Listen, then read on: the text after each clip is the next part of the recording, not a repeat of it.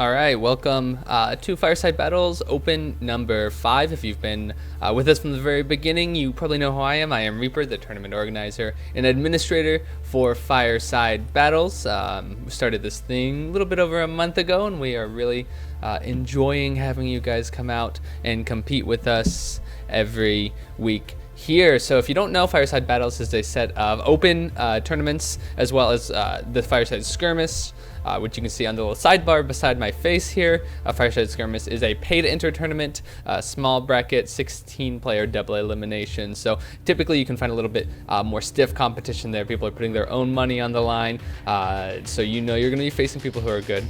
Let me turn the music down just a bit so you can hear me. All right.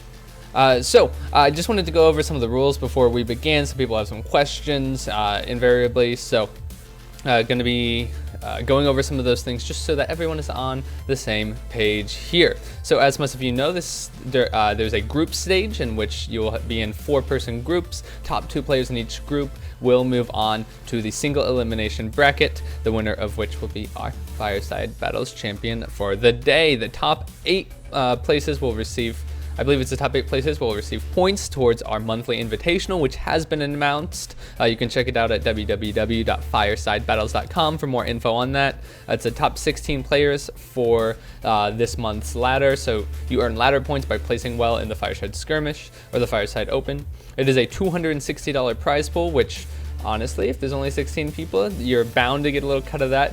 And over $100 in stream giveaways. So when we are hosting that on April 3rd, make sure that you are here because you could get your hands on a Razer Kraken headset or some Battle.net gift cards that we will be giving out to the active viewers and for a winner prediction raffle.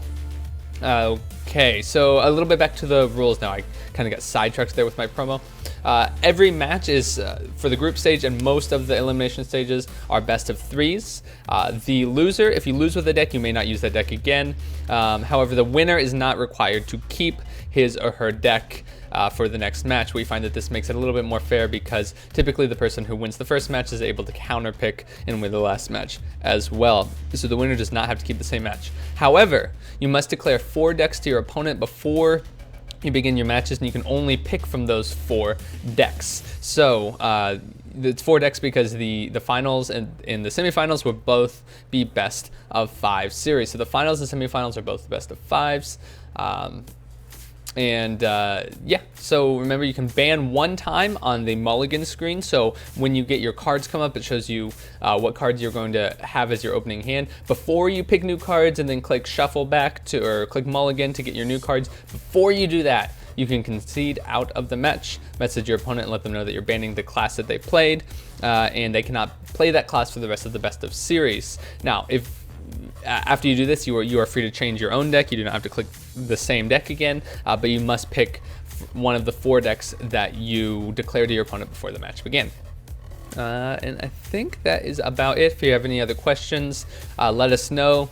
We find that not forcing the winner to keep the same deck, as well as having this coup ban system in which you can concede out in the mulligan phase after you see the matchup, helps keep things a little bit fair, allows people a little bit of strategy in their picking, banning, in the way that they play their matches. So talk to us in chat. If you have any questions, make sure to follow us at Fireside Battles on Twitter. We post everything on there, as well as www.firesidebattles.com to keep up with our latest news. As you can see, we are keeping up to date with our little commands from Moobot on the side here, so we'll be figuring out how those things work in just a moment. All right, stick around. We'll be starting soon. We are on a bit of a delay, so you'll be seeing this starting probably by the time I finish.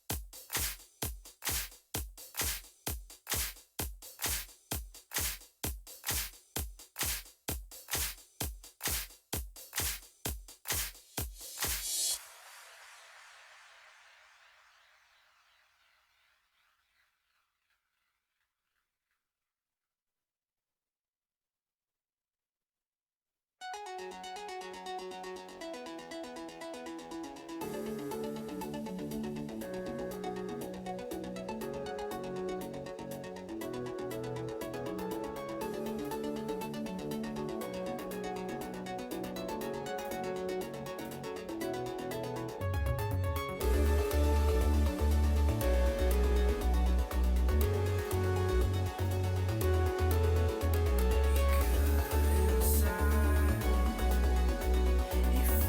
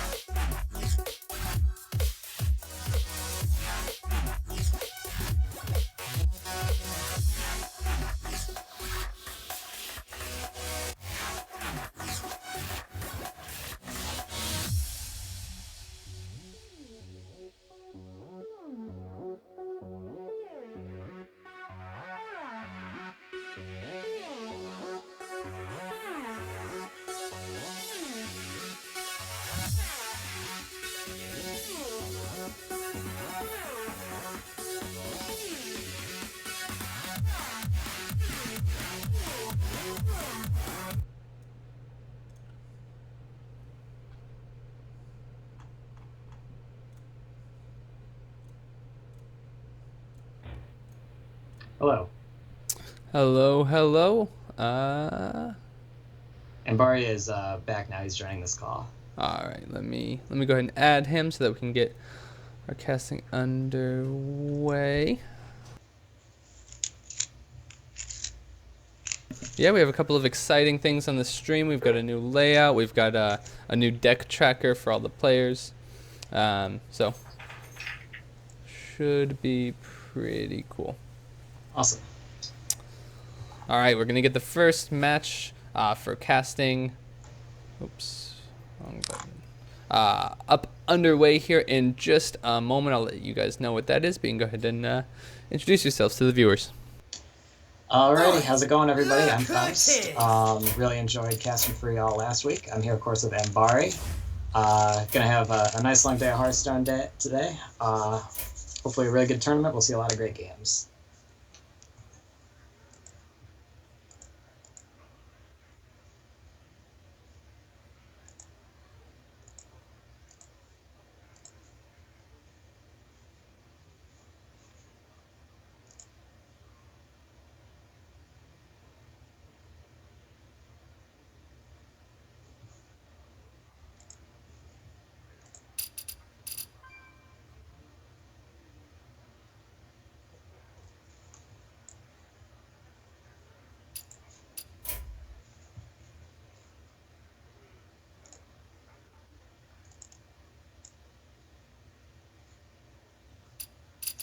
Mbari just getting his microphone going.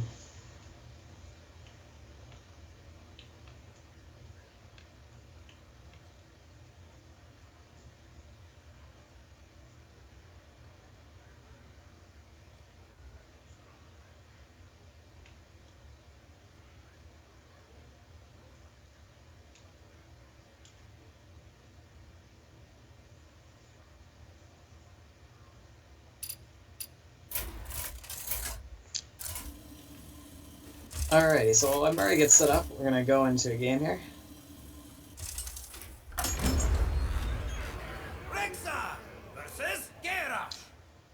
Alrighty, so we've got Wugod going against Salisandra 3. Got a Hunter versus Warrior matchup. So this is mid-range Hunter.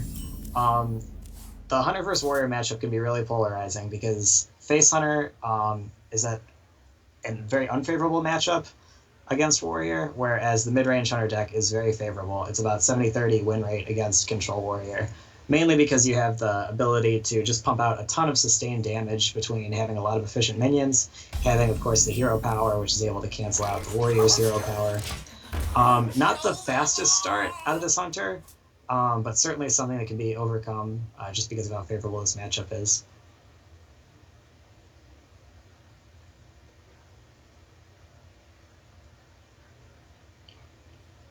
Just getting everything together technically there real quick. So we got the Fiery War Axe, basically the best card that you can see out of Warrior in the early game. Typically, it's not uncommon to see a Warrior mulligan the entire hand away in order to try and get that War Axe, so definitely a strong start for him. A little surprising to see Wugod choose not to go face with that bow, but we'll get rewarded once you see the Acolyte of Pagan come down and have a nice clean answer to that. Denying the draw in this matchup is particularly relevant. It's not like where you're going face Hunter and just trying to kill him as quickly as possible. You do need to play for card advantage in this matchup a little bit. So of course see the Acolyte go down, and hero power, Creeper, just the clear play that turn. So Deathspite coming down, that's a play that I find more than a little surprising. Clearly wants to be able to get to the second charge of that Deathspite ASAP, but sacrificing the charge on the Fiery War Axe, I don't know about that one. So what's going to be the play out of Wugod this turn? He's going to choose to hero power. Just goes for the hero power pass, which I like. It's just such an easy kill for the Warrior if you play Sludge Belcher there. I like taking it slow and steady. In these slower matchups, you definitely want to get maximum value out of your hero power, whereas you're not going to get that much just by forcing the Sludge Belcher out. And we do see the clear for 4 damage come out. A trade that's a little bit in favor of Wugod because he really only got 2 spiders for almost that whole weapon, really, because he spent a turn killing the creeper and then a turn killing the tokens, so pretty good value there. Shield Maiden comes down. One of the better cards you can see in this matchup. A lot of health, very decent sized body. And now we do see the Sludge Belcher out of Woo God. Boss, how you doing? Can you hear me? Yes. Awesome. I think I'm hearing the stream echo, though, also. Okay, I will get that dealt with as well. Sorry, guys, having some trouble here. Have we had a good first match so far, Boss? We have. We've got the mid-range warrior, or excuse me, mid-range hunter versus warrior matchup. A matchup you see a good amount of on the ladder. Both these decks fairly popular. Oh yeah, I think I like the hunter, or excuse me, the warrior here actually. You like the warrior's position here? He has started to have a lot of the good cards in this matchup between the Shield Maiden and the second Deathbite has come down. He's running low on weapons at this point, though. Okay. But I feel like if you make it, he's above 20 life. If you make it to this point in the game, and you're not about to be dead as a warrior. You've got so much life gain. I feel like he's in a good position. Although, looks like the hunter's got some pretty sweet tickets in his hand. He does. He has some spicy plays coming up. He does have Ragnaros and Dr. Boom, but you are right. He does the warrior very much in board control at this point, threatening 9 damage, which is not an insubstantial portion of the hunter's life at this point. Looks like he's thinking about Dr. Boom this turn, which seems like probably a better bet than Ragnaros at this point. Yeah, I feel like the Ragnaros will just die to an execute, maybe kill a guy, but it's Dr. Boom's so much more impactful here. Yeah, less RNG involved by just playing a big 7/7, not easily dealt with. And then of course the boom bots against guys with 3 on the back could very well seal it up. Do we know what the secret is? No, I don't believe so, because he got that off the scientist. I think it's very likely freezing trap. Okay, but, yeah. Yep, and then that's exactly what you great wanted. Value for the warrior. Yeah, that's exactly right. When you can, it's a very bad feeling as the hunter when you let your opponent get the double shield maiden. Yeah, the boombot's not Oh my. Oh wow, yeah, okay. So we could probably call this one game. Yeah, that's a lot of value. And who are we watching play? Is that Wogod and Salad? I can't even read that top name right now, but looks like Wogod's not having a very good time. No. Does have the Savannah Highmane, which is really generally regarded as basically the best hunter card in this matchup just because of how resilient it is, but it's going to be too little too late at this point, I think. Yeah, he's on 6/5 cards. Oh man, yeah.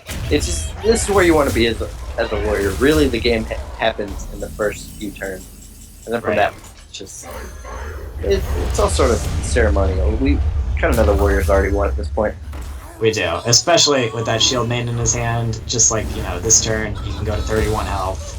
He surely has a removal spell to deal with this Ragnaros, and then at that point, it just gets to be pretty academic. Alright, oh, and Ragnaros is right back. Okay. YOLO. So, if Rag hits Rag here, that's basically the best the warrior could hope for. That might spell Oh wow, it pays off. Yep. Okay. The best. The fun part about Ragnaros versus Ragnaros is it can easily backfire. So if you miss, then your opponent has a chance to hit your Ragnaros. His Ragnaros. Good time. Alright, so we see a concession. There you go. Yep, and that was in no way unjustified from the warrior or from the hunter. Basically, game over. I like seeing the warrior win. I like that we're going to see another warrior game here. Yeah, absolutely. And so what do you bring? I feel like I would maybe a more aggressive deck, so something like Mech Mage. Do we know the players' decks this time around? I'm not certain on that. Reaper, do we know the decks for the players here? We don't have them. They're declaring them to each other beforehand. I don't have all of the decks now, but I am keeping track of them. If you take a look at the stream, we're keeping track of them on the sidebar. That should help you a bit. Okay. Oh, very cool. And let's see. So yeah, Mech Mage I think is a good choice. If you had any deck to play, what do you think is the best thing you could be running out here? I think Druid has a very good warrior matchup. Maybe even Rogue lately. We sort of talked about how Rogue used to be an auto win versus or excuse me, auto lose versus Warriors. But lately, Rogue's been able to have a pretty easy time against Warriors, and so we're not seeing Warrior. Right, Are we having the players are both switching decks every time?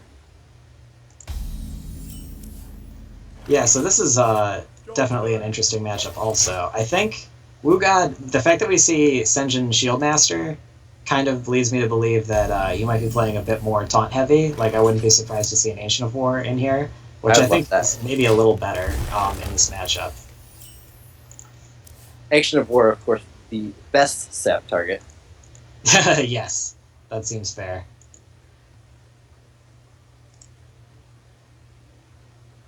So we had the turn 2 Wild Growth from the Druid, which I remember we talked a little about this last week. You know, basically the best early drop you can get, and he does even have another one. Right, and the only way it's better is if you have a 4-drop, which he does. Yes. You might not even see that Wild Growth being cast until he can draw a card. Right, I wouldn't be surprised to see that at all. But if he's playing things like Ancient of War, you know, maybe Scenarios, he might run it out on turn when he has 6 mana. Right, that is true.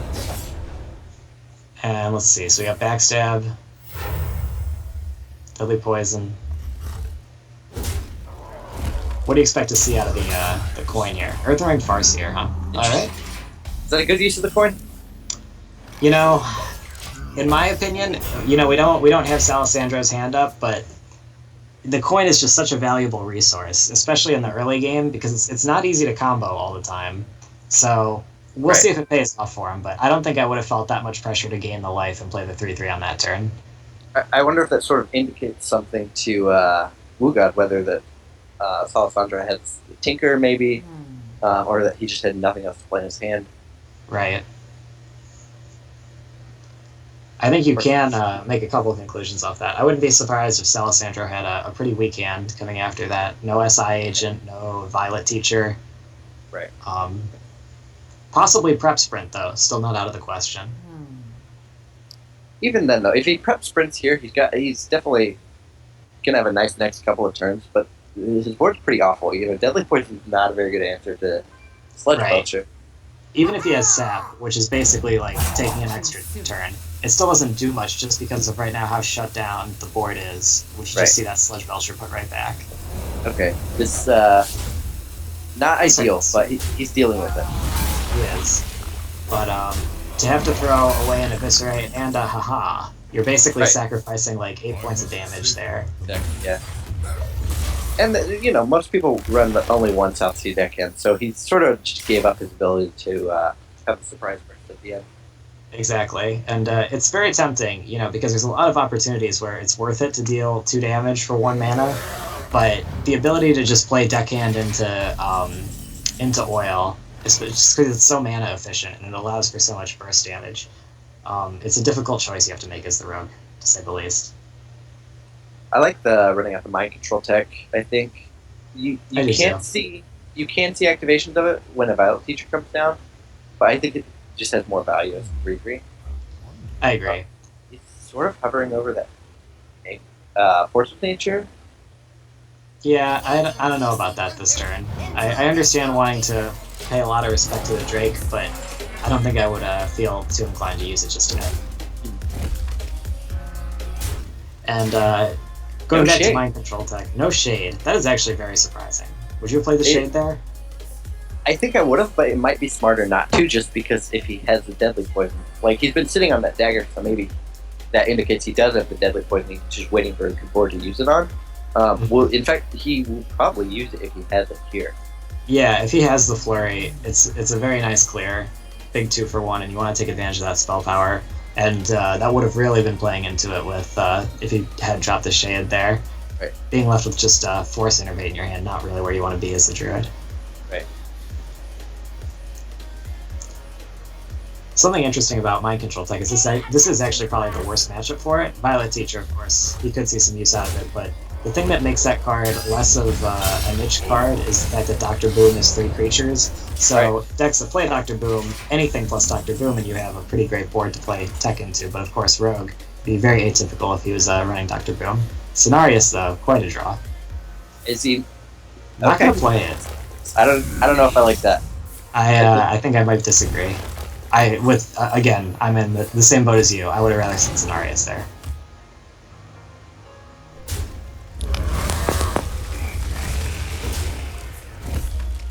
And we do see the full clear, paying a lot of respect to the board and the Violet teacher. So there's no South Sea deckhand, so we can expect no more charge out of the rogue. And he does have Cenarius to follow this up. But I don't know, as the druid, you just really don't have a lot going on at this point. It's really going to depend on what Alessandro has. And the sprint is exactly what he would like there.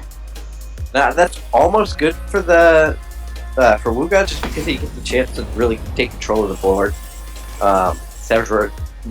Ooh, he might have lethal next turn, actually. Yes, he might. Yeah, that's going to be a lot of creatures. So, Cenarius, he's going to deal... Let's see how much the board will be. It'll be 4, plus 4, plus 5, plus 12. So 4 plus 4 plus 5 plus 2. So yeah, I believe that would be lethal. Interesting. So I maybe would have attacked with the Shade there also. Maybe he's afraid of getting eviscerated. I guess you could assume that your opponent has Eviscerate after drawing 4 cards and having 3 or 4 already. I think his primary motivation with choosing not to attack there is like exclusively because he has a Savage Roar. Mm-hmm. If you plan to Savage Roar win, just having a Cloaked Shade out there just makes that goal so much easier. Right. And he really needs a clear at this point. If he has a Blade Flurry... It looks like he has it. It does look like it. Tinkers? Does he have it? He needs it. I would be shocked at this point if he didn't play it.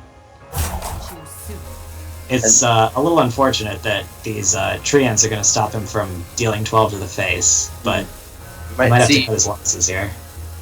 So it looks like he doesn't have backstab for Cenarius, so he might... I wonder why he's waiting.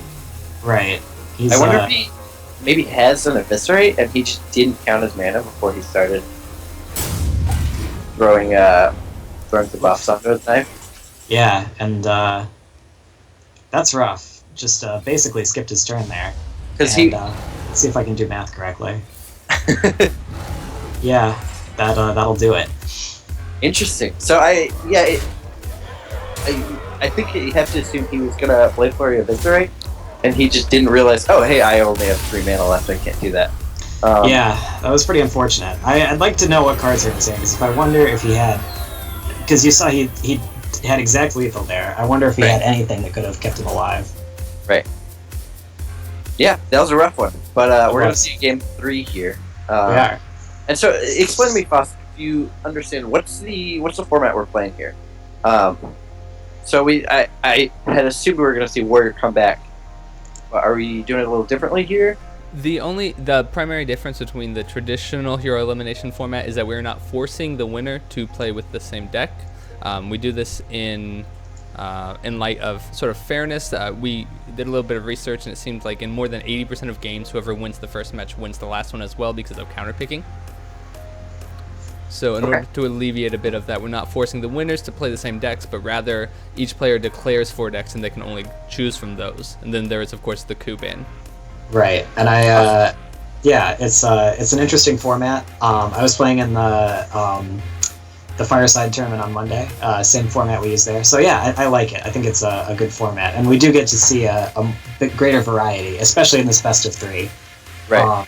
And I like it kind of because it seems like very similar to the ladder, insofar as you have to kind of prepare for everything a little bit, but the fact that you get the ban also adds a lot of strategic depth. I also like that there's 4 decks also. A lot of these tournaments online you see they only let you bring 3. I like that there's 4 because when you're playing the coup, when you're on the second game, when you coup, you're basically just forcing them to play a certain deck. So this way, even if you coup, it's not a huge advantage because they still will have 2 to choose from. Exactly. Yeah. It gives you more of a choice, which I think is always good. Right. And then I'm assuming once you've lost with a deck, you can't play it again. Correct. Okay, so we could see Warrior come back. That's what I want to see. We're not going to see Rogue on either end. No, it was a Hunter we saw first. That's right, yeah, so we won't see at least the Hunter. So we Right. could still see Druid, and we could still see Warrior. Druid out of Blue God and Warrior out of Salsandro. I want to see that Warrior come back. I'm ready for it. Yeah, I think it would be a good choice, especially because we already saw the mid-range Hunter go down. So you really don't have a worse matchup if you're Warrior. So you really aren't running a huge risk of being countered. He might be scared of that Druid. A lot of times the Warrior, if you get behind early, you can't catch up against Druid. So he might be scared of that one. But maybe it's safe to assume he won't bring Druid back. I think the smarter play is probably to switch your deck every time so your opponent can't predict what you're doing. Right. And he does have the ban if the Druid comes back. Oh, that's also true.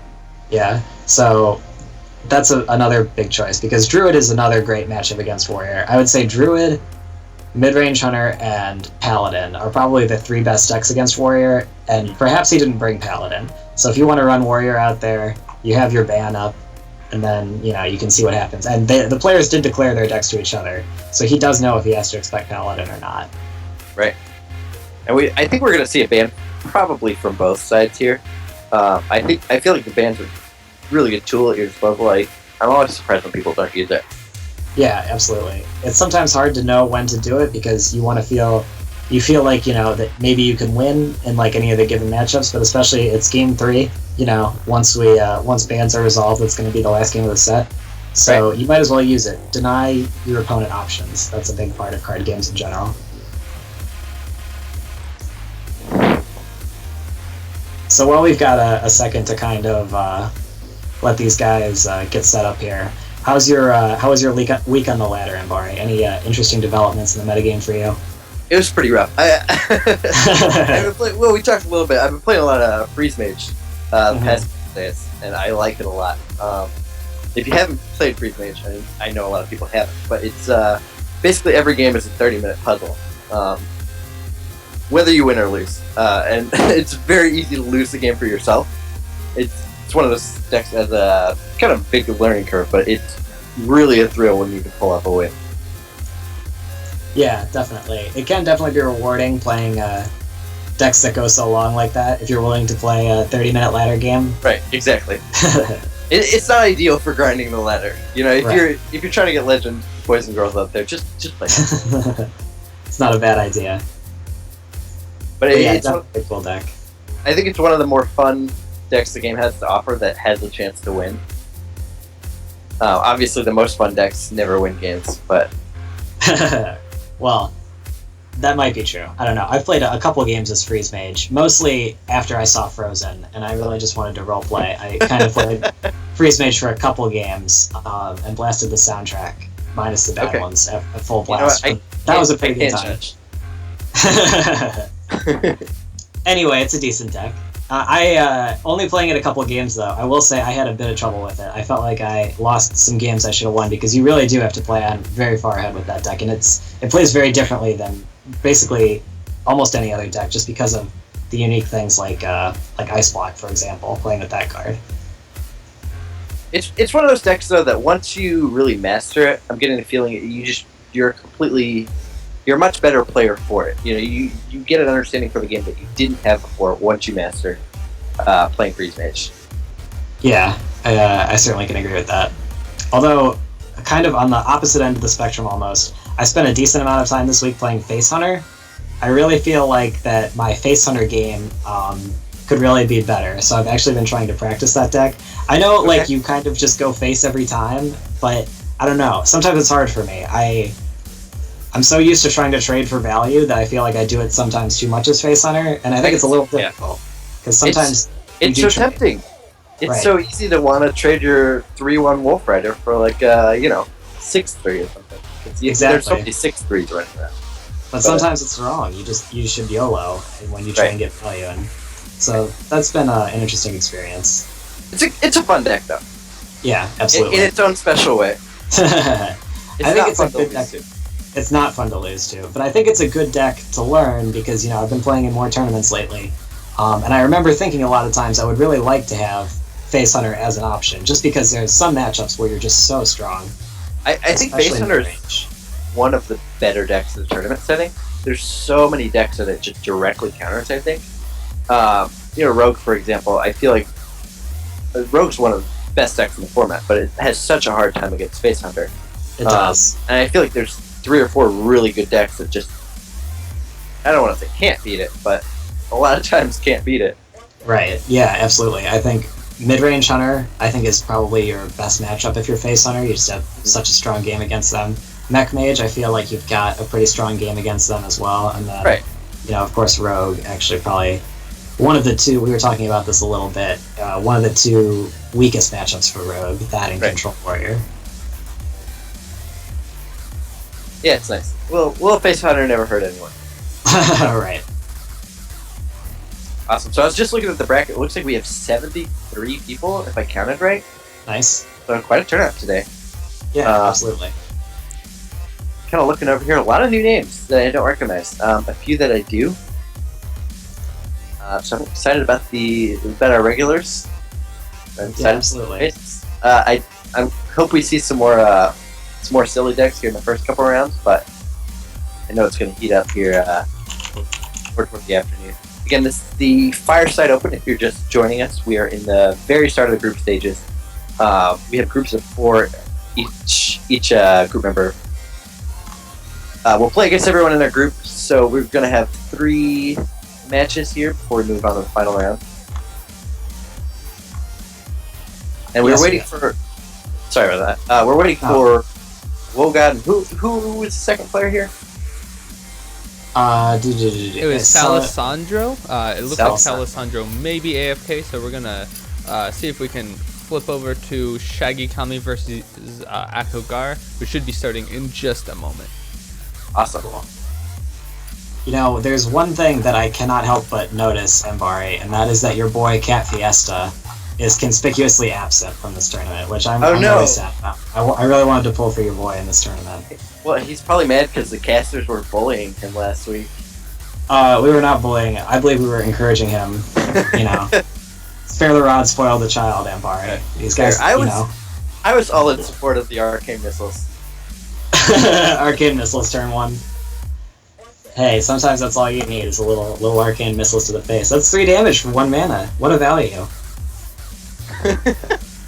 I mean, in theory, yeah, that's really good.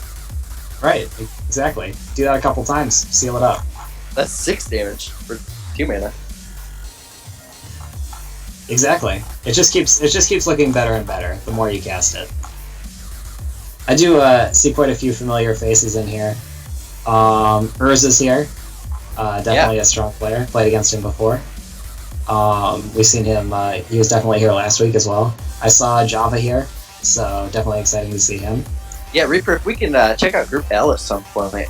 Obviously, we want to see Java so cute, but I'd like to see those other players there as well. Yeah, we've got, let's see. Do you know any of these guys? Cornacos, Godfellas, Dynamic? I know Godfellas, yeah. Okay. And then he wanted to be a gangster all his life? Probably. I'm assuming. Obviously, we don't want to make an assumption. But. Right, exactly. Not a Goodfellas guy, Mbari. Not your. No, I didn't catch the reference, but I caught that you were making a reference. So. Gotcha. Close enough. I also would like to see Killin all day at some point. Of course, he will probably be making it to the past group stages. Talented guy there. I think I saw Andori earlier, although that might have been before check-in. I didn't see him on my first pass, but that would be great if he was in it.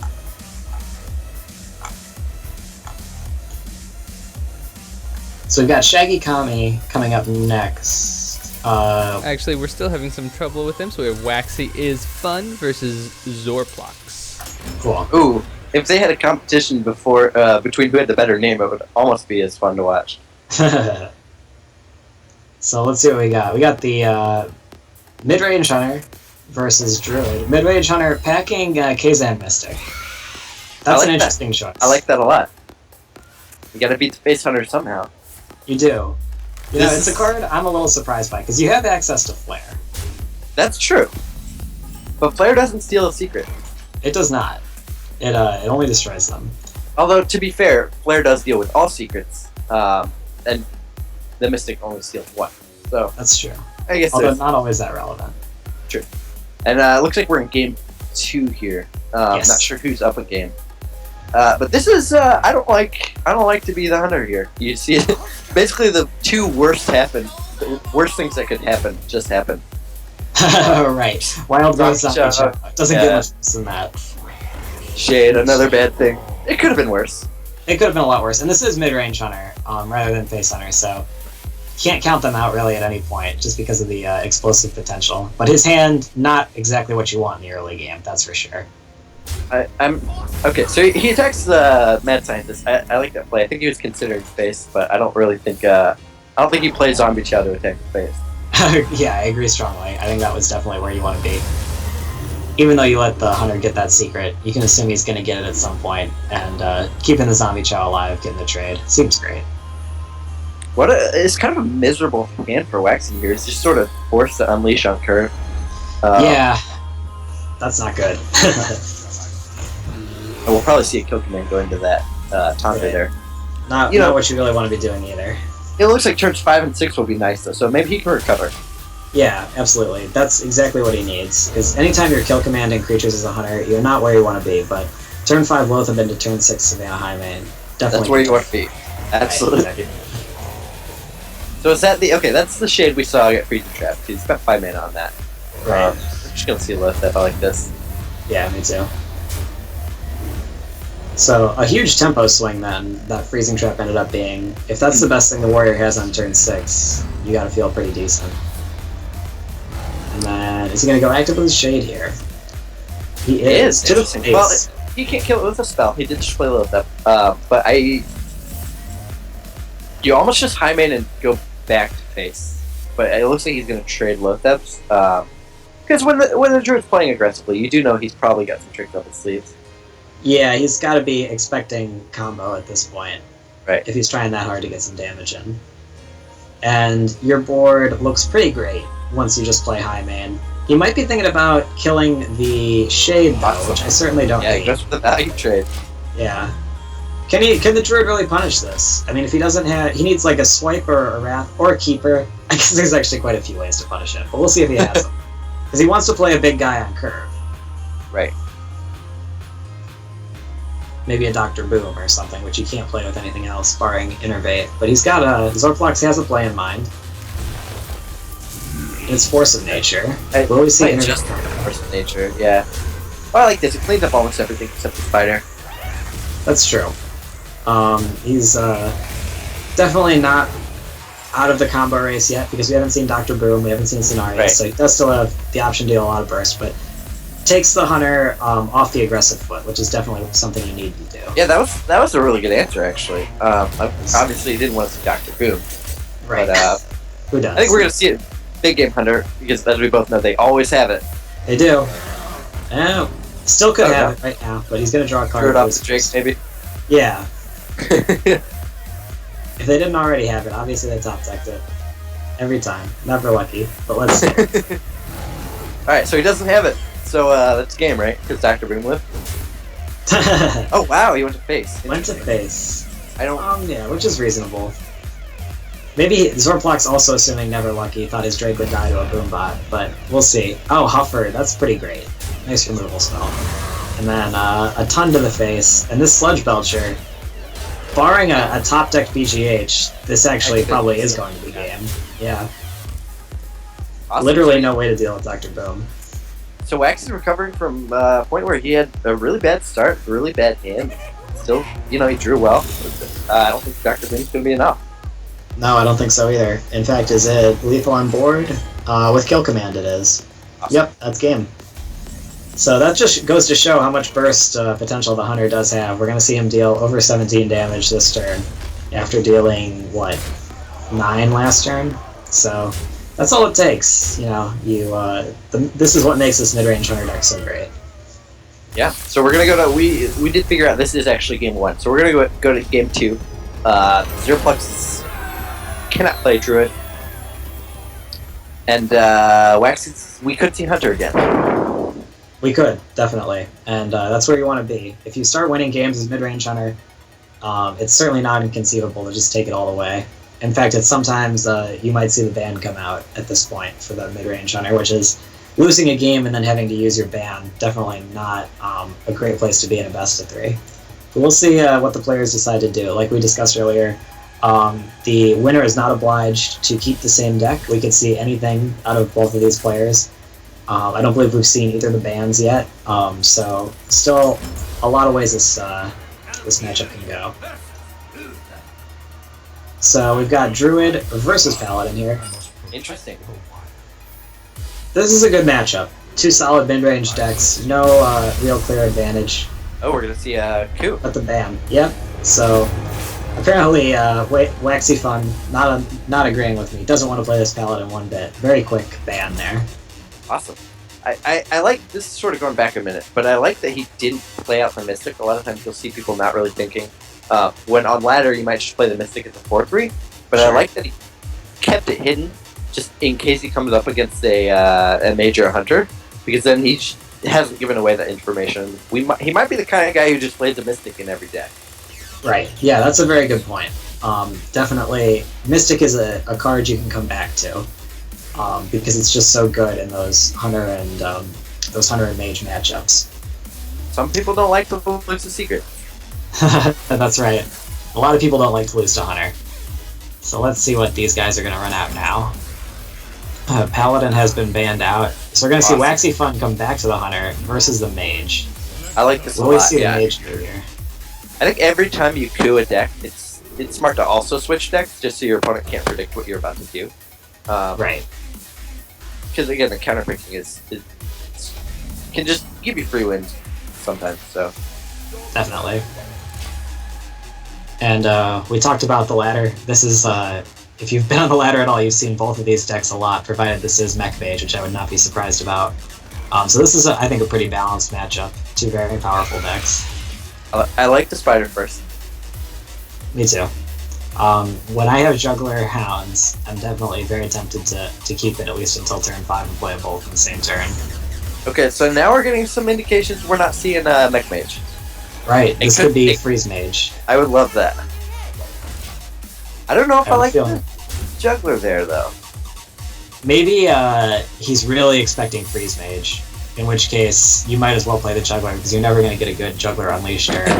And if we see it in an Ice Armor here, I think our suspicions will be confirmed. So here's something interesting. We already know that Waxy has a Chasm Mystic in his deck. So he could just win the game from playing. The important part is that he doesn't steal what's the secret that gives 8 armor? Ice Armor. Yeah, that one. Yeah. It's incredibly important that he doesn't steal that one. I think sometimes it's tempting, although we do see he's sitting on Ice Black already. But if he steals an Ice Black, he can just win the game right there. So hopefully he's thinking about that. Yeah, exactly. Especially because, now he knows where the Ice Block is. Once you start getting once you start getting to the later game and your opponent's playing more secrets, you're not quite sure when it's Ice Block and when it's Ice Armor, but now he knows for sure this is the Ice Block. He can play around the Ice Armor when it comes up. And if he sees that K's and Mystic, we might just see a blowout. And we might even see just a quick burst here. He's got him down to 14 already by turn 5. Nice Doomsayer, though. And let's see. Savannah Highmane off the top. Are you tempted at all, too? I was tempted. I wondered if he was going to, but he chooses just Hero Power. I like that. Yeah, he's going to have a few little guys here, though, so it's still a strong board that the mage has to answer. You can ignore it for a turn or two, but the when there's 3 of them, they're a little more impactful. Right. You know what? What could have been decent there, too, is I wouldn't have hated to see Unleash the Hound's Hunter's Mark, just to force your opponent to have another sweeper, because you're not going to get a lot better value out of it. Right. Although, as I say that, Hunter's Mark on this Acolyte of Pain to deny the draw could be worthwhile. Absolutely. So he comes out on Dr. Boom. A great card. I really hope he does it. Yeah, so he sees it. There's really no other good... I guess Alistrada, but he'll probably be able to find an answer for that when it does finally come down. Yeah, not too worried about that at this point. You don't just want to kill your opponent. And card draw is actually so important for the Freeze Mage. He hasn't played a single Arcane Intellect yet, and that's really the best thing he can be doing in the early turns. So that could very well spell the difference here. It looks like he's considering casting it on the Mad Scientist. I don't know why he would do that here. Yeah, I don't really like that one bit. You don't have to do your opponent's job for him. You can force him to run the Mad Scientist into your ooze and then perhaps be in a really awkward situation where he might have to... he kills it anyway. Yeah, I think I would just rather put him at 10 there. Yeah, me too, because the Scientist, if he doesn't play a removal spell, must attack the ooze. So then you're forcing your opponent to, if they really want that ice armor, to either wait or ping their own guy, either of which is great. So we do see the Blizzard come out there. Ice Lance, huh? Alright. I wonder if he's going to try to just not trigger the ice armor. Yeah, I wouldn't be surprised at this point. Have the 7 damage. So he might just put his opponent at 2. So yeah, he's going to play the spider, kill command, hero power, and then hopefully kill him next turn if he doesn't have the other ice block. Right. No, don't do it. Don't do it. No, come on. No. Right. Or, well, okay, this is fine, because it gives him the same result. Now he attacks... Wait, no it doesn't, because you set off the ice barrier. Right. Yeah, that defeats the whole point, bro. Yeah, I liked your line way better. I think just hero power is fine. Let him die with a secret. And he realizes. I think he realizes the error of his ways. Yeah, I think that would have maybe been, he saw it been first so nice. While he was thinking about his play, sort of forgot. Right, like, you create shortcuts in your head, and he was thinking, like, okay, bow is just better than hero power for damage, but this is the one situation where it's really not. Right, So, and I wonder if that's what a actually tournament. come into play here, yeah. I think it will in a big way, because if you pop the block that turn... Oh, man. What a beating. If you pop the block that turn, there's only one block left, and your opponent basically needs Alex Straza, like, right now. Right, and if he doesn't have it, you should just win. Especially as a hunter, when you've got your opponent at 2, and you can just push a button that keeps dealing. Exactly. I think he's sort of scared to pop the next ice barrier, but at this point, you almost have to. Yeah, you're not gonna get anywhere. Draws another kill command, but that's just hoping. Right. Yeah, that's so painful too that you don't have that you spent the kill command already as well, because that's a card that you really want to be using that to kill, as the name implies. Right. Although I just remember he does have that Kesn Mystic still, probably about 15, 20 cards in his deck. So we could see it come down this game. Right, we could, and that would be pretty much the best out. But so he does pop the ice barrier. He's probably a little sad, and this we're gonna find out if Zorplax says Yala Strava. Oh, does he have what's his follow-up? Ice Lance, that's a good one. Okay. He's already spent one. Does he have another one drop? It looks like he does. Coin. Ooh. Coin So bang. he's playing a little conservatively. I think he could have. No, I think that's correct either way, actually. And now we see the kill command. That's painful. Yeah, it is. The tilt rises. Yeah, I don't think Waxy's gonna pull this one off. Sadly. No, I don't think so. And I think he would have if he had taken if he had not popped that first ice armor. Yeah, if Zorplax doesn't have the other ice block in his hand, it just would have been an immediate. That would have been game. And even if he did have it, I think the turn after that would have been the same result. So, dealing with the Antonitis looks like. Oh, but that kill command is so important. Yeah, this is rough. That spot should be in. You can put your opponent to 1 if you just throw all your things at his face, but then you're staring at 17, 18 with hero power from your opponent. And then he has at least 2 turns to live, yeah. Exactly. So I think he does have to deal with the Antonitis, and he's a little sad about it. I think Alicia would be fine, because you're not going to get any value out of it, but the Rhino's fine also. Yeah, same. Well, sure, why not? I like Hounds better too.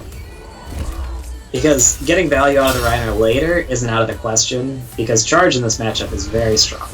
So I like spending the one damage right now. Right. He might also though. He might be not wanting to pop his death rattles, just to play around flame strikes with Blizzard, so he has the extra push after the AoE cooldown. That's true. Although we're now he's got another Unleashed Hounds, and neither of them probably going to get any value this game. So Right. Yeah, there's a guy.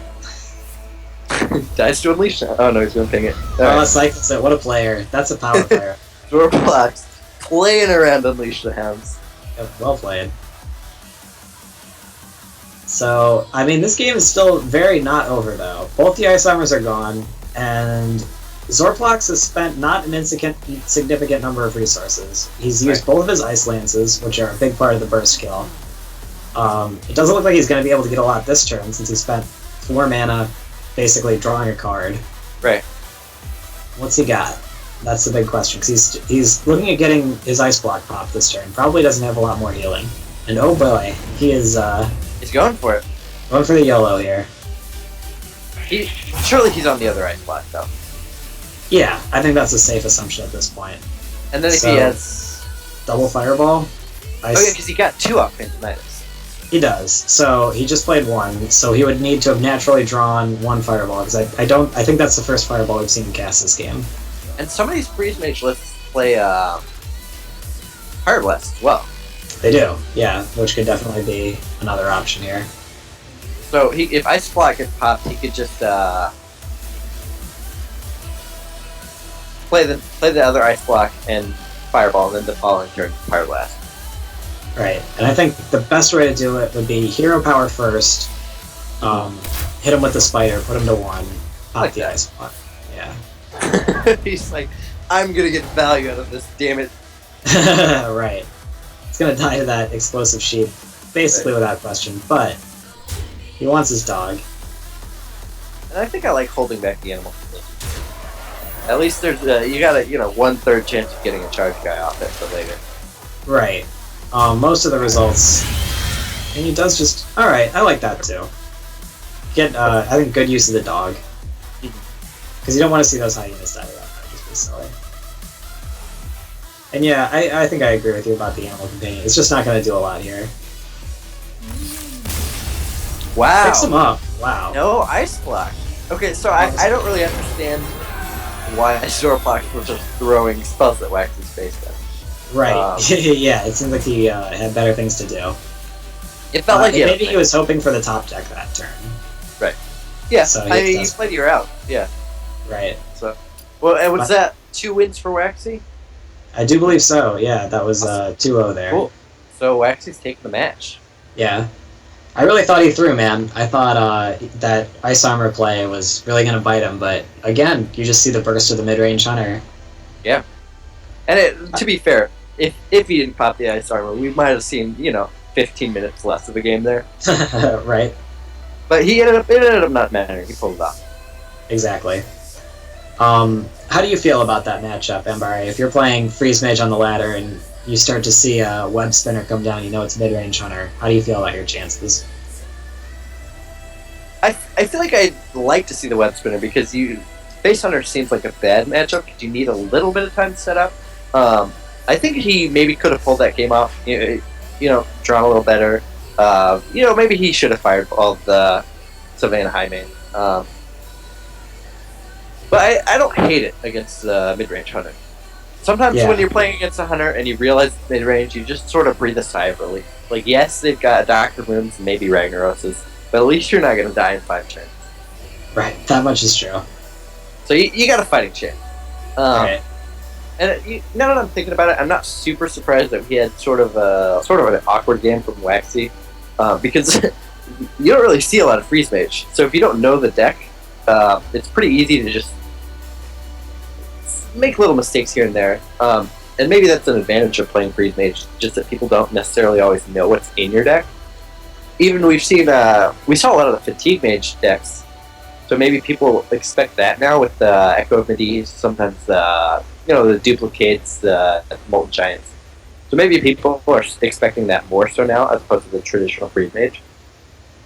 It's interesting because the only card they've gotten for that deck is Explosive Sheet, and I think a lot of people only play one. So it's interesting That's that it's still winning games. Well, we didn't see it win a game, but but it does. It certainly does. Yeah, it's a viable deck. Yeah, Absolutely. so it looks like we're Lucky Boys. Let's see. Let's take a look at Lucky Boy bracket here. Yeah. Control F. Control F life.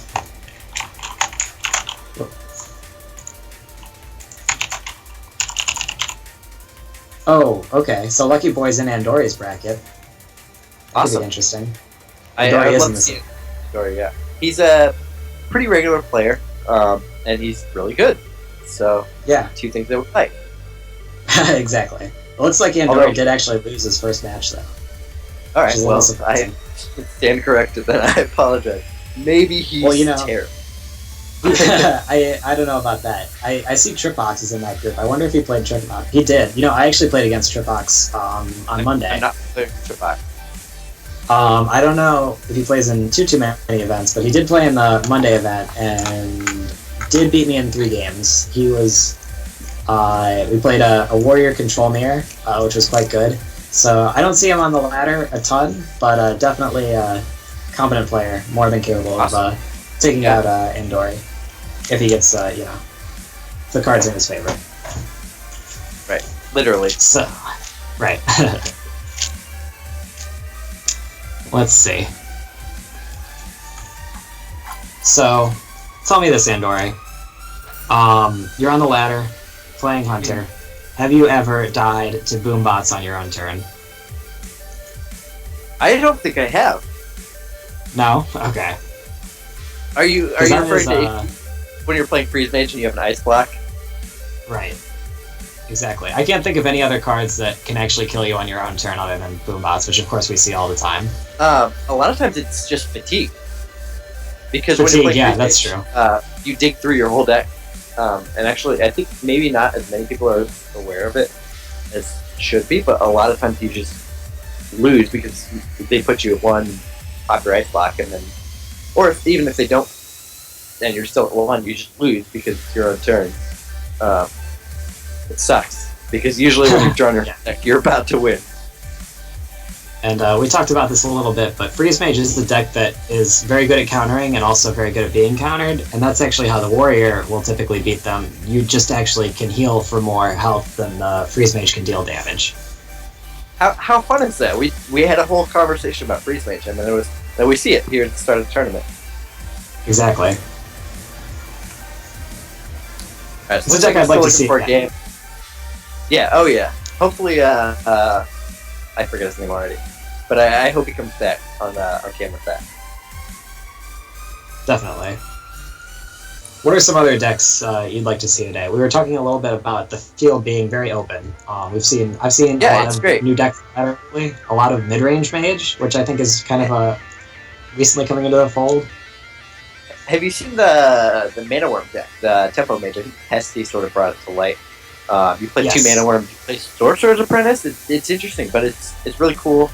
I've had a chance to play with it a little bit. It's actually pretty powerful sometimes. You get ridiculous draws at the start of the game. Yeah, I haven't played with this iteration of Tempo Mage yet. It's something I've experimented with a bit in the past, because I know it's something that people have been trying for a long time, and it hasn't really, worked, incredibly well. We don't see it flooding tournaments or anything. But this new iteration does seem to be quite powerful, so looking forward to perhaps seeing that today. I like also there's handlocks coming back, but some people aren't playing Giants. They're just playing handlocks without Giants. Yeah, I think Life Coach sort of started the trend where he was like, yeah, they're too slow. I don't need those, which seems silly, but people are doing it. And I think I know what deck you're talking about. Yeah, we catch the very end of this one here. Yep. Classic Hunter.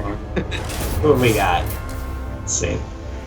It will be Corundum versus Kalingar in just a moment. I'm not sure what that was. Awesome.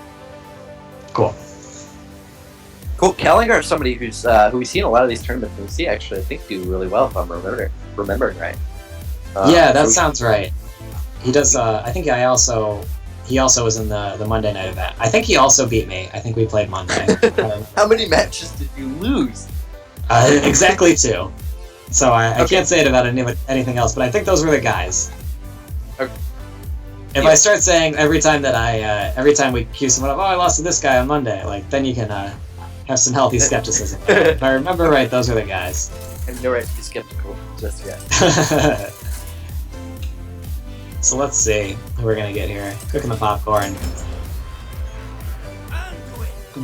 Ooh, exciting. So we've got Moldgel and Karatidon with the Priest. I hope the Priest doesn't get banned, because I'd like to see it switching. Interesting. I'm not sure why these two players are playing. We might be maybe around behind the bracket. Maybe somebody forgot to report. And I'm really frustrated to see the Priest get okay. They're still around behind. So this is Karatidon versus Moldgel. I'll update the stream to reflect that. Awesome. Cool. I'm really sad, actually, and a little confused, because why would you ever ban a Priest? Yeah. Well, I think that the Hunter there must have been Face Hunter, because when I was playing Face Hunter on the ladder, I don't recall ever beating a Priest. That match was actually very hard, but if it's mid-range Hunter, I think you play it out. Yeah, Priest does have that going for it. It might be an awful class, but it beats others. It does. It's got the tools to beat a mid. It's a deck that Face Hunter certainly can beat, but the fact that you can heal every turn, if you play a turn 1 zombie Chow, you have ways to really shut out the Face Hunter. Right. Yeah. So probably the one Priest deck we're gonna see all day gets banned. We'll see. A lot of Hearthstone ahead of us. Could definitely see some more Priest action come out. Here's a matchup. Here's a man's matchup. Hunter versus Hunter. Moldgel is just on that Hunter. We saw he finished out that first game against the Rogue. He brought it back, and then he chooses to play it even after the coup. So are these both Face Hunter? Based on that ban there, I think these are going to be Face Hunter, and I respect that out of Moldgel. That's the Faust approach to tournaments. Just play Hunter as often as possible. Interesting. So do you coin the? Yeah, he's coining here. Awesome. I like it. This is I wonder if 2 leopard gnomes on turn 1 is just the key to winning the Face Hunter mirror. It doesn't seem like a bad way to go. It's a lot of damage. This is one of those matchups where it's sort of hard to figure out whether you're the beatdown or the supposed control deck. But I think when you lead with 2 leopard gnomes, it's good to make it a little simpler for you. I think you're exactly right. Moldgel might be putting everything no face. Yeah, absolutely. And Moldgel's going to have to get over it and not go to face, I think, at least once or twice this game. Yeah, this seems like a great turn to not go to face. Provided he is face, like he is, I think you definitely can't wait to get that explosive trap out there. I think for Moldgel to pull this off, we'll see a turn where he really just sort of doesn't go face and maybe sends all those guys into Karatidon. This is just so great for Karatidon. He's already dealt 11 damage with just those 2 Leper Gnomes and the Glaive Zuka. He's going to deal 2 more. It gets to blow up the Explosive Trap, attack with Wolf Rider. Like, Moldgel has 2 tokens, which is really great here, but he's at 14. Like, you might as well be dead, at that point. He's getting an opportunity, though. He is. So he's sort of swinging the game in his favor here. Although we see Karatidon just going to come down with 5 more damage. And he'll come in next turn, apparently. He is. It's funny you say who's the control, who's the beatdown. I think we just saw the shift there. I think Karatidon was the aggro, Moldgel was the control, and now that situation has resolved itself. We saw a little bit of stabilization, but I think next turn, if Karatidon is just going to push for the win, that could very well happen within the next turn or 2. It basically comes down to if Moldgel could get enough of grip on the game. Oh man. Yeah, I think he maybe should have attacked with the 1/1 before he played the weapon, and then he got a little punished for it. I mean, it's only 1 point of damage, but it might come into play here if Karadan can't close out the game right here. Right, you are right. I think the only situation where that wouldn't be the case is if he wins right now, because like the leper gnome damage, but and he actually might, like, I think we're gonna see Kill Command. Oh no, he thought about Kill Command with the Hopper, but I think he knows if he does that, he's not gonna have a way to win. But 479. how much does Moljal have? He has 4 plus 4 plus. He has exact lethal on board. Okay. Yep, GG. Yeah. There we go. So- Nice to see the so- control deck win. Well played. The control. So like, why wouldn't you Kill Command the Hopper when you see lethal? Unless he just Must he have realized, just not seen it. or in his head he's like, well, the only way I win here is if my opponent doesn't realize that he's about to win. Which is That's possible. Not what you want sometimes, sometimes you gotta take that line though. Right. So I guess Moljal snaps to him for a second the leper gnome because exactly lethal there. Yeah, it paid off. He had that all calculated, I'm sure. Yeah, next level. Maybe. I don't know. Let's see how he does in the rest of the match before we make decisions, I guess. But Well, he's already up. I think that was it because he won. We saw him finish out. oh yeah, that's right. That's true. Yeah. This might seem silly to say. I think you played that very well. Yeah. I think the Face Hunter deck is a deck that doesn't get enough credit in terms of complexity. Oh, I agree. But I'm not kidding when I say we had the beatdown and the control. Face Hunter is basically like a microcosm of the ladder, and like just of playing other decks. Everything you do with another deck just on a much shorter time frame. So he looked dead, stabilized, bursted his opponent to death. It was very cool and very well played. Yeah, it looked hopeless for a minute, and then it just turned around immediately. That was really great. I see why he's sticking a Face Hunter. He knows what he's doing. He does.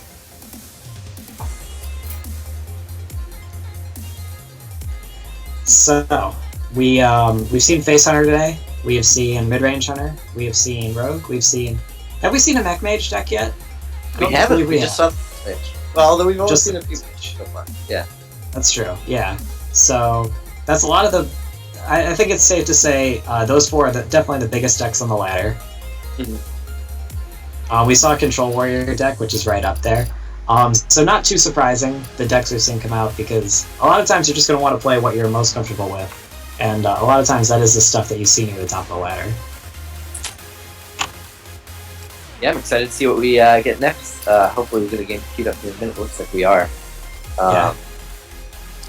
Again, we had 73 players here sign up for the Fireside Open. I think we had a lot more last week. I do feel like there were a bit more, like 100 or so. But I think there's also a very nice turnout. Right. I think we might have some spring break shenanigans going on. What better way to spend break? I don't understand people who on spring break would rather do something else besides playing Hearthstone. I don't know. There's people out there whose ideal spring break isn't sitting at home and playing Hearthstone. So I think you gotta respect every type of person. You're right, Mbari. Thank you for teaching me tolerance. Just like you gotta respect the Face Hunter players. Exactly. We're all about open-mindedness here at the Fireside Open. Learning to accept people, regardless of what deck they choose to play, how they choose to spend their spring break. And how many arcane missiles they put in. Exactly. We love you, Cat Fiesta. Please come back. Do you think no one understands what we're referencing? And just like, what? Arcane missiles? I like to think of it as rewarding the viewer for, it's cool when you notice something on a show, like in Breaking Bad. When you notice, you see the teddy bear eyeball under the bed. No spoilers. I don't want to go there. I didn't like the teddy bear. Didn't like the teddy bear. It was kind of creepy. But then you're like, oh, I remember that, and you feel cool, like you're in a secret club, So shout out to all the members of the secret club. And with that, let's watch a Hearthstone game. Awesome. We're cooking popcorn, apparently. What's that smell? I smell somebody burning the popcorn. It's permeating throughout the tavern. Oh, awesome! We get Moljal again. We might say coup. Yeah, there it is. Yep, snap coup. No surprise there. It's like, what? Play against a classic and gain life? No, thank you. Absolutely not. So yeah, wasting no time. And he's just such a player. I expected to just run it right back. He's banned out the warrior. What there's not really that much you can be scared of unless your opponent chose to sleeve up warrior priest, which I wouldn't be expecting. Well, if he was expecting face hunters, then that would be a smart way to go. He could have next leveled him. Put out your warrior first, and then whoop, sorry, I got a priest. Oh no, but the players do know each other's class. So they do. Yep, and warlock. I will tell you, Mbare, and it looks like it's gonna be handlock. So we could see Moljel just player mode his way all the way. Is it handlock? Elephant Shredder. I think we've got sort of a mid-range deck here. Hi. Oh, this looks like a homebrew. I like this a lot.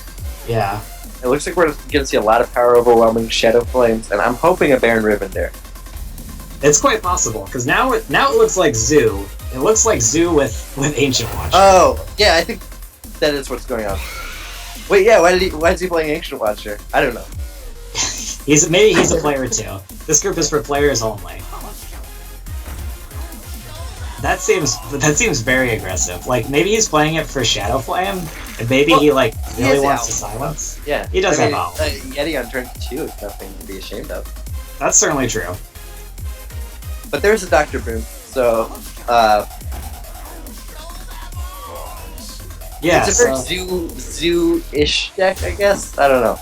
If we hadn't seen that Ancient Watcher, I would just assume it's Zoo. And now we see the Sun Fury Protector, and nothing makes sense anymore. But it's going to actually be really incredible here. Yeah. I don't actually like playing both Secret Keepers, or excuse me, Mad Scientists out, because I'm assuming he's only got Explosive Trap, so he's giving it I mean, we see Shadow Striker didn't take it, but he had the opportunity to kill Mad Scientist without popping a secret. That's true. And yeah, it's tough. You have to assume that he didn't have anything better to play on turn 2. Oh baby! Oh jeez, that is gonna get ready. It's a great unleash. Where's he going with these? He doesn't want to kill the 4/4. Unless if he has Hunter's Mark, that seems like quite a blowout. But no, I'm just gonna do a little face damage. Yeah, I like this. I do too. BGH. Ooh, that Hearthstone feels a little underwhelming. Look at that board. Right, I agree. What's he gonna do with this? All right, so he was worried about freezing trap for about 2 seconds, but yeah, then he quickly got over it. So yeah, I don't know. This board isn't that bad, but yeah, certainly spending turn 3 playing Harvest Golem while your opponent is ardently trying to kill you. Not the greatest feeling in the world. How much damage did he take this turn? Took 8, which is certainly a lot. And if he had any doubts about who cared, what?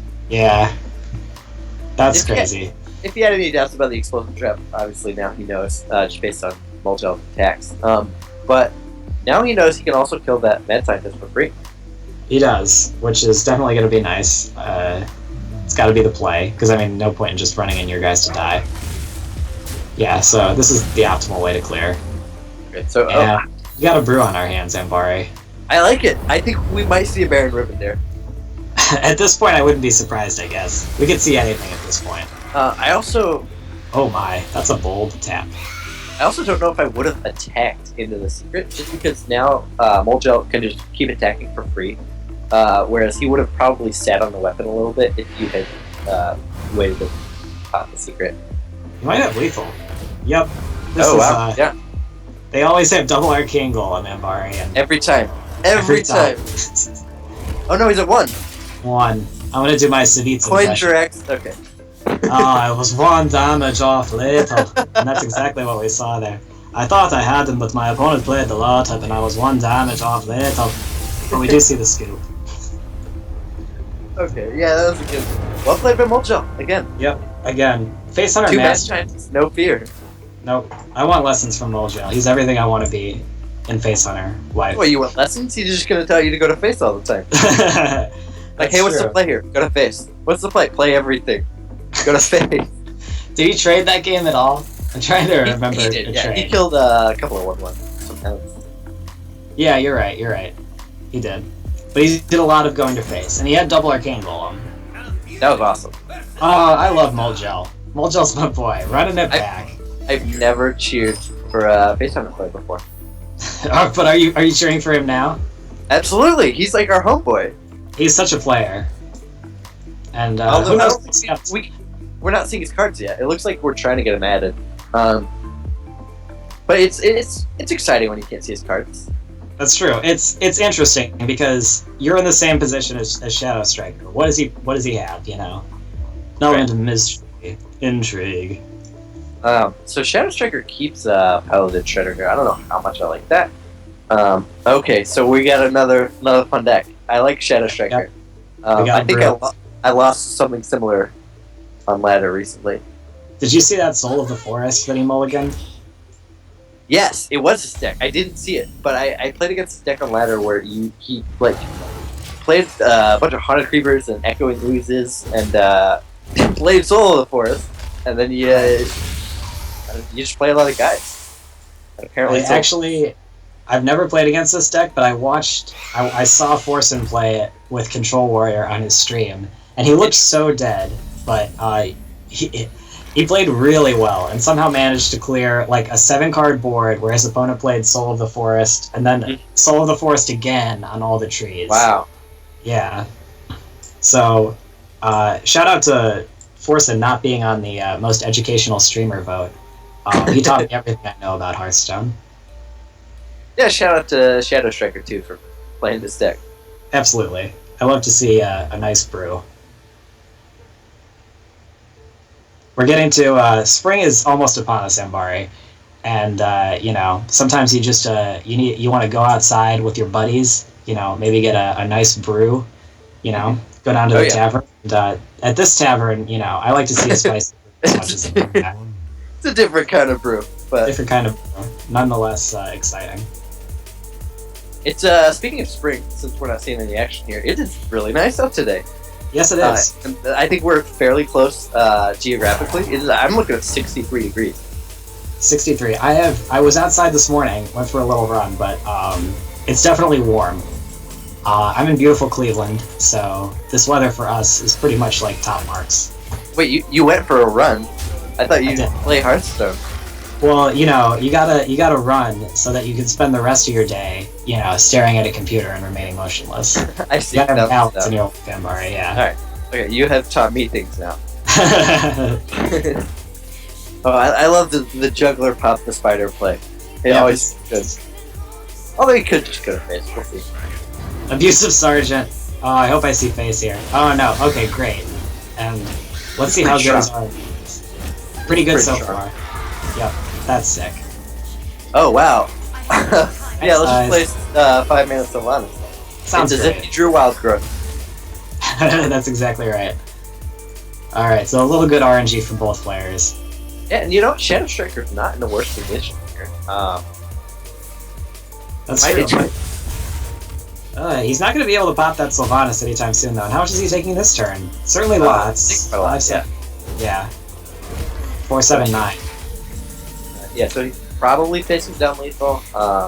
2, 3, 5, 6, 7. Opponent's gonna have 7 damage next turn. Choke him in the beast to do it, although he's only on 6 mana. True. But I think you might even have to clear with Force of Nature. I see that. But I think you must. That's fine. You probably assume he's on Ancient of Lore. So he's probably gonna get the heal eventually. I'd be shocked if there was no sustain in his deck. There's some silly things in the deck, though. That's true. You gotta cut some. Yeah. And we see he is on combo, at least 1 copy. Right. I wonder if he's ever cast Force of Nature and then pumped his 2/2s into 3/3s. Does he have double again? Could he be that good? That good at drawing Arcane Golem. This is really good. It really is. He's again going to be one down a jaw. Is he going to top deck the Tree of Life? See, he's rolling. Alright, so we have a Nerubian Egg. Shadow Striker loves Nerubian Eggs. Yes, he does. Nerubian Egg in all decks. Alright, so that's game. I think he's going to maybe turtle around here a little bit, just for funsies. Why not? Maybe make his guy pretty big. Just show his opponent what he's doing. Alright, that's respect. Yeah. But, that'd be a strong one if he wasn't already dead. Yeah, I think that's safe to say. If only his opponent did not play cards. Right. Would have won. So we see Moljel Another match. tearing up for the Moljel. competition. Yeah, I think we're gonna see him in the. Do you have to win 2 or 3 to advance? I think 2. Usually 2. The way the system works is it counts not only the amount of wins you have, but you also lose points for losses. So if you lose fewer games and win more, then you have a better chance of advancing. Awesome. So I like that. So you get sort of recognized for taking 3 games. It looks like a lot of these groups are closing up here. That is Taking one bracket right now. in fact true. Trying to see if we can queue up some more matches. There's a couple groups that are a little bit farther behind.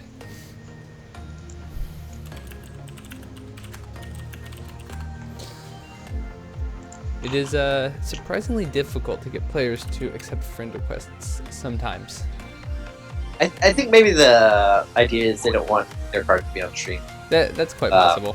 Most people don't mind, but every once in a while. Do you have anybody in Group L? We should. I see Java so cute there. Looks like he's only 2 matches in, and then I want to check out Godfellow too. Yeah, I just tried to add him. Cool. Try again.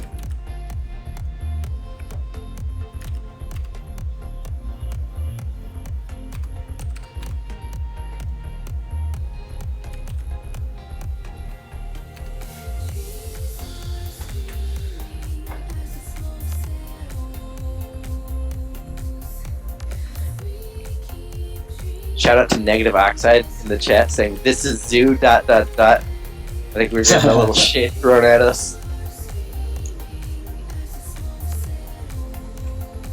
Come on, it was more complex than zoo. Yeah, there was an ancient logic. Yeah, I would have liked to have seen that deck have a bit more time to live. See what all his plan was there. I'm telling you, there's the Baron Riven there in there. I wouldn't be surprised. That would be pretty thug. That's pretty good with Shadow Flynn and a creature with Death Breath. Yeah, we saw Karen too. We did, yeah. That's absolutely right. Karen's one of those cards that I wished was good. You know, it's a cool card. It's just, there's so many better things, but Yeah, it used to be great. It was cool. It was great. Oh yeah. It used to I be like like. to Sorry, go like ahead. you first, I insist. Auto I was just saying, it used to be one of those like best cards in the game, and your opponent plays Karen, you're like, well, I lose. Play Karen.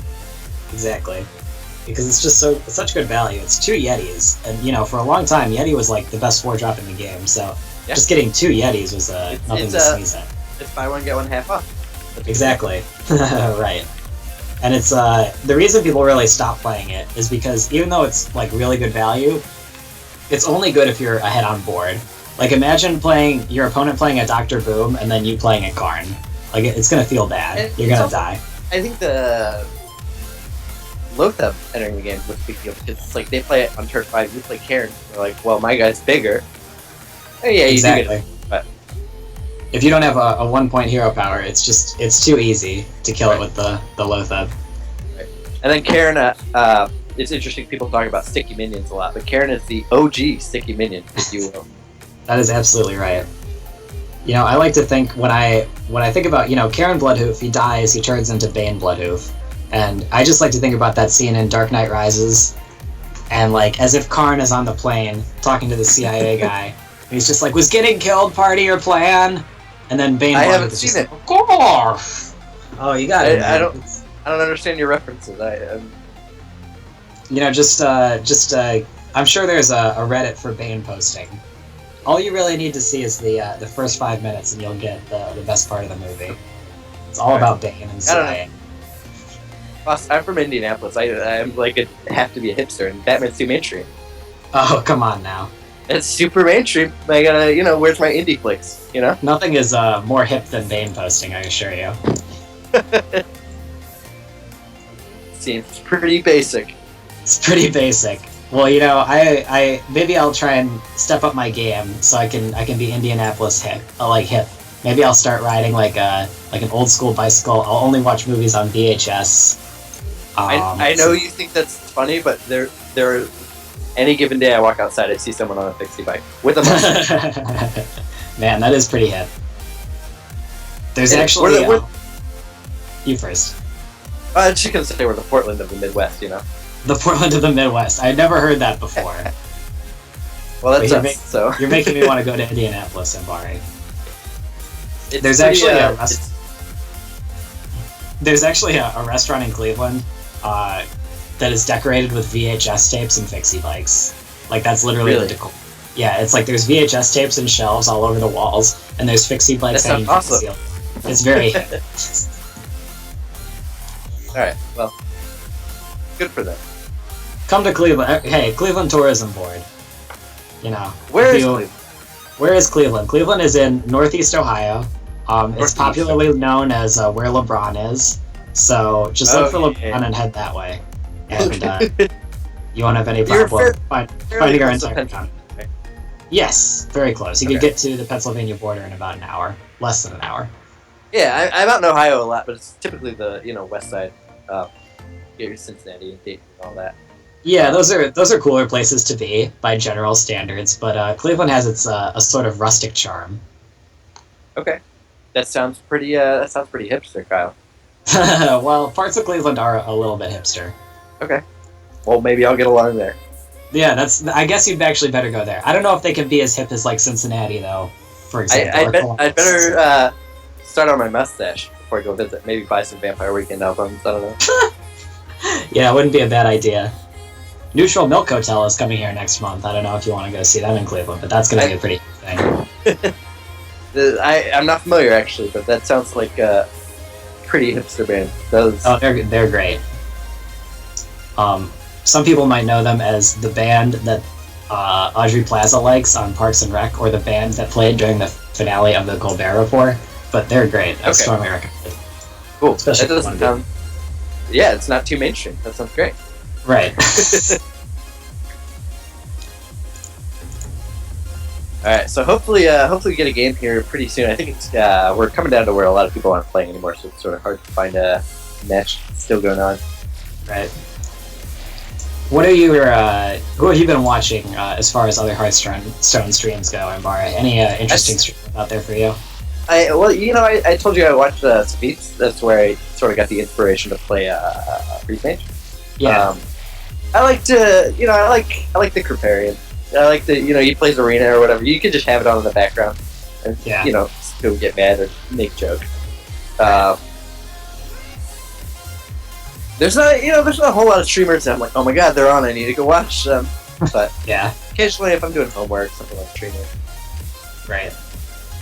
Yeah, don't blame me. Usually, I'd rather play Hearthstone than watch other people play it. But when Force and Stream comes on, I am usually hard pressed to turn Really? it off. Okay. Oh, I love Force and Stream. I'm sure it's not for everyone, but What does he play? as far as decks, he really likes to mix it up. But he plays a good amount of Control Warrior, a decent amount of both Hunter decks.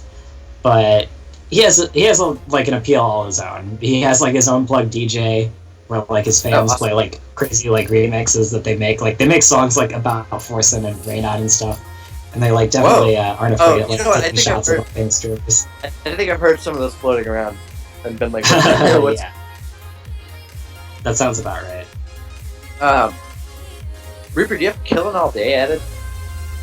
Killing All Day does not have his battle tag on here, so I cannot add him, and I'm having a hard time finding anyone to add at the moment. Interesting. Yeah, there's been a couple of more problems this week than any other week, which is a bit odd, but trying to get these things sorted out. Sorry that we don't have anything up on stream at the moment. Oh, it's fine. I'm sure they love listening to us talk about Ohio. I got a wacky idea. Until we find a game, do you want to battle Ambari? I mean, I'd battle you. All right, You'd let's lose. battle. All right, let's see the Ambari versus Faust game. Yeah, He's why gonna not? lose. I might. You know what? Let's make it fun for the viewers. I just came up with this brew this morning, so. Oh no. This Of is course, we could also do the what do you call it when you have it make an auto deck? when you make an auto deck. Yeah, Oh, you, like just you open a deck auto-assemble and then just leave. Yeah, and then it Oh, makes a deck jeez. for you. Yeah, always Yeah, put some counters on it. It makes me so mad. Do you want to try that? I mean, I'd be down. You're gonna lose, but I'm just gonna lose no matter what. yeah, I'm Okay, ready. let's. I've never done this before. Let's try it. Do you pick the deck, or how do you go about it? Or do you pick Yeah, the class, I want to choose say? your class. Choose your class, okay. And then you hit X. Okay, sure. Why not? Wait, what was the brew you were gonna play with me with? The Shadow Mage deck I told you Oh about. yeah. Or Shadow Priest, rather. What would you say is the direct counter to that? The direct counter to Shadow Priest? I think Yes. it's 30 random cards. How does it do versus Hunter? How's it do versus Hunter? You know, I've played exactly one game with it on the ladder, and I beat Control Warrior, but I'm curious to see how it'll do versus Hunter. Oh Do you yeah. wanna find- That's we right. can find out. I remember you telling me about it, and you don't play control decks against it. People lose. Yeah, you probably will. Right. Okay, so what should we do? Should we play that, or should we play 30 random cards? How about You know what, 30 random? Please, the viewers. I'll do it. Yeah, 30 random is fine. Making a deck right now. Then I will leave. Do you want to auto finish this deck? Yes. I'm not even gonna look. Don't want to look. Not gonna look. Okay. No, I don't need to look. 30 random cards. Don't know what they are. I feel like there's probably a really meta choice of choosing a class, but I'm gonna choose the class that specifically counters yours. So I have a feeling I know what you're gonna play. all right. Well,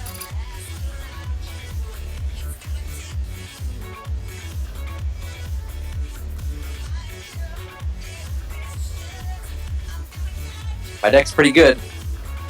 I didn't look at mine, but I'm sure it's great. I do see a gold share equipment in there, but hey, a one drop's a one drop. That's Action Jackson. It's you. Wait, what? I'm Because you know how you play him, he's ready for action. They're Action Jackson. okay. I'm challenging you. I am also challenging you. Does this work? No, cancel. Alright, keep challenging me, I guess. Oh wait, no, challenge. And Is this like... yeah, Reaper, feel free to cut us off if you do get find a live match. Absolutely, I'm sure. That would be best, but this is gonna be an intense game. we have to finish this game. Right, exactly. This is for all the ladder points.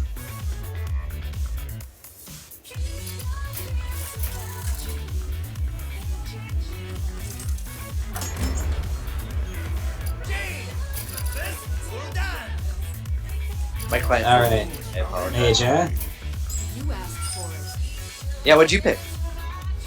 I picked Warlock exclusively because I wanted to show off how golden it is. Filthy zoo player. Yeah, that's the thing. It's like as soon as they see Golden Warlock, it's just like, oh, I guess you play a lot of Zoo. And you know what? They're right. Insane. My cards are very good. I assure you. I don't remember what's in my deck. Don't look at the screen. Yeah, I'm not looking at the screen. Yeah. I'm playing, I need to look at the screen. That's like if I played you in GoldenEye and you told me not to look at your screen. I don't need the screen. Fun fact, did you know that GoldenEye, the multiplayer mode, wasn't actually supposed to be in the game? Just like some guy put it in there and decided, like, last minute, and didn't get permission. I had never heard like, that. yeah, I'm putting this in the game. And he did. I'm That really guy- tempted to... Yeah, he was a That nice guy guy. deserves 10 raises. I agree. No less than 10.